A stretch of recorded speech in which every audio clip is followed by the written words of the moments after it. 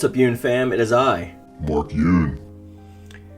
In today's video, I want to talk about something that I was requested from you guys from this past weekend, and it was from Gabe and from Sophie and Lamar. Both of them asked me if I could go into my thoughts on what I think the trajectory of the Soul Chronicles for the new DLC characters, if there is a Season 3, is going to be. So I figured I can take a minute to kind of give you my thoughts on where I think they would go or should go, if that's better.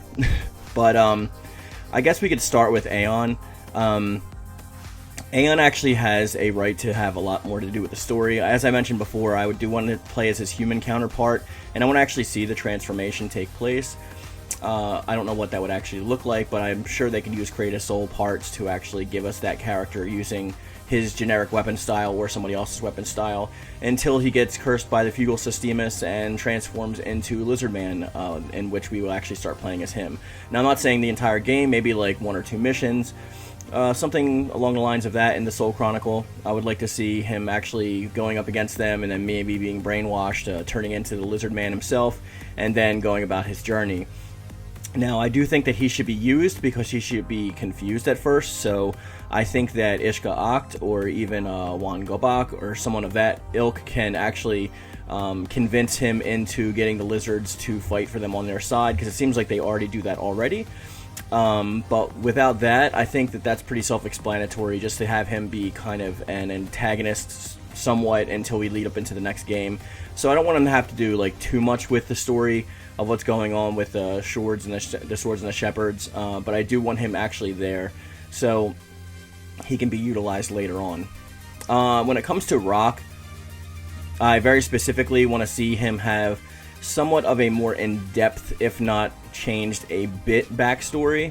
So what I mean by that is, like, instead of him just like, you know, wanting to be like the natives or whatever and trying to emulate them, I think it'd be cool if he gets into some kind of fight because maybe Ishka Act or one of the other members of the Swords and Shepherds like realizes his power. Maybe he has an evil shard nearby him or something, and that's what gives him his power, something like that. And then we have him getting on the ship and then getting into a fight.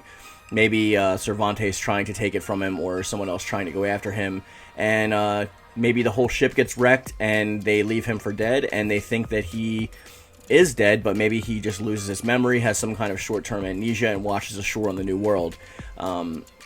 Now, at this point, we can see that the natives will find him, take him in, and then kind of make him one of their own, to where he will, let's say, grow up with them, and then you'll see, like, maybe his best friend in that tribe is the one who is actual Bangu's father, and we see him, like, give an oath to him, like, I'll protect him no matter what. They go to war against, like, the unknown forces of darkness, and then, let's say, his parents end up better the worse for wise, and then he takes Bangu under his wing and starts from there. I think that would be a lot better of a backstory than the one we got where he was just like, oh, I'm just gonna like emulate these people.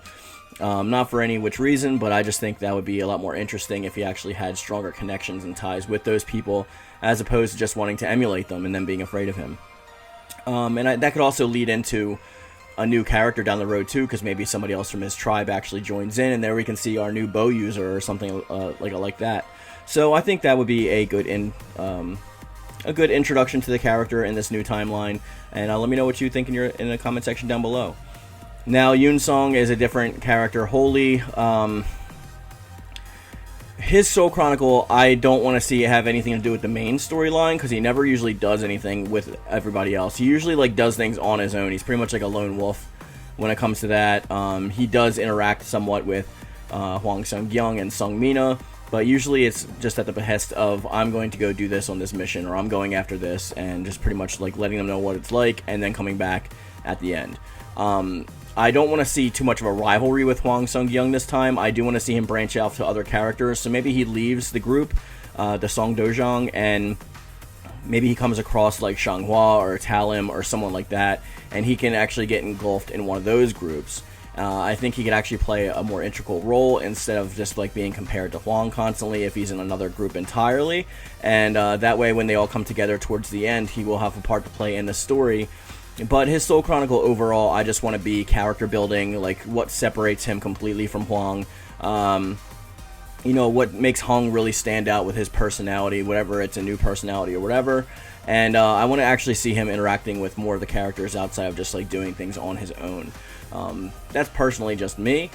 Obviously, the guest character is not going to really have anything to do with the story too much. We did see that with The Witcher, with Geralt, but I don't think we're going to see that with any new guest characters from this point. So if we do have another guest character, I think that they're not going to have a Soul Chronicle, similarly to how they handled Hamaru. But overall, I think a couple of the characters will probably get Soul Chronicles on top of that, or additions to their Soul Chronicle for the next season.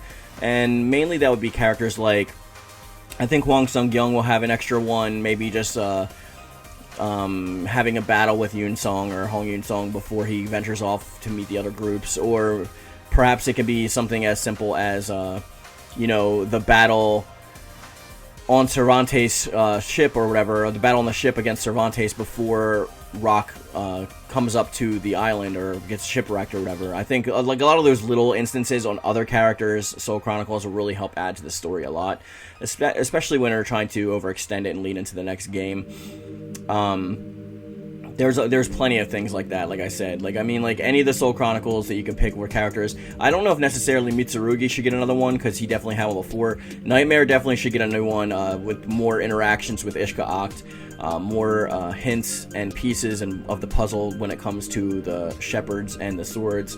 I think that would actually go a long way. Besides that, anything else that lends to the story is okay in my book. But that's where I got for those questions of where I want to see these actual Soul Chronicles go. Do I think they're actually going to go that route? I'm not sure. I think they're going to do whatever narratively speaking for their game that they want. And it's probably going to turn out pretty well if it's anything to point out like the other ones we've just recently gotten.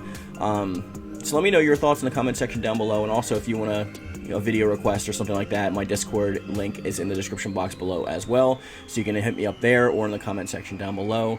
I want to thank you guys for watching and listening, and as always, I love it. Thank you. And thank you.